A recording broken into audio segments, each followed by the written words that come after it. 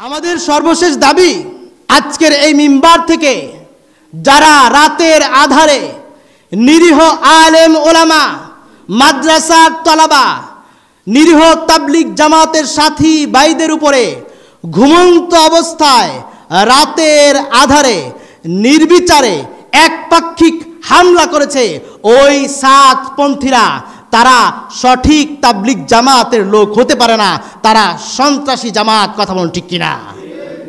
অতএব আজকের এই মিম্বার থেকে আমরা স্পষ্টভাবে তিনটি দাবি জানাবো।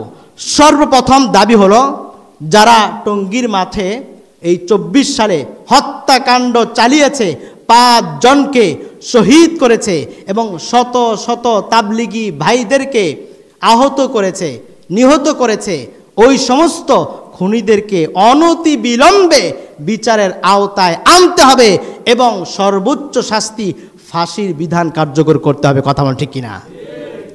দ্বিতীয় দাবি হলো, এই সাতপন্থীদেরকে নিষিদ্ধ ঘোষণা করতে হবে, কারণ এরা খুন করেছে, নির্বিচারে খুন করেছে, একপাক্ষিক হামলা করেছে। মিডিয়া আবার প্রচার করে একটা সংঘর্ষ হয়েছে, উভয় পক্ষ না, উভয় পক্ষ নয়, এক পক্ষ যদি হামলা করে সেটা কি সংঘর্ষ বলে? এবং আমাদের তৃতীয় দাবি হলো, বিশ্ব ইজতেমা এক পর্বে অনুষ্ঠিত হবে, সেটা হলো হক্কানি ওলামায়ে কেরামদের দ্বারা পরিচালিত, হকপন্থী যে তাবলিগ জামাত রয়েছে সেটাই পরিচালিত হবে। কথা বলুন ঠিক কিনা?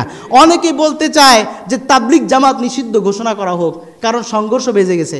আমি বলতে চাই, মাথা ব্যথা হলে মাথা কেটে ফেলাটা যেমন বোকামি, ঠিক তেমনি হবে তাবলিগ জামাতের মধ্যে সংঘর্ষ হোক অথবা হামলা হোক, সমস্যা হোক, সমস্যা দূর না করে নিষিদ্ধ ঘোষণা করাটা ঠিক একই বোকামি। কথা বলুন ঠিক কিনা?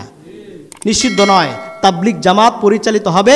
তাবলিগ জামাত বাংলাদেশে ছিল, কিয়ামত পর্যন্ত থাকবে ইনশাআল্লাহ। সবাই বলি ইনশাআল্লাহ।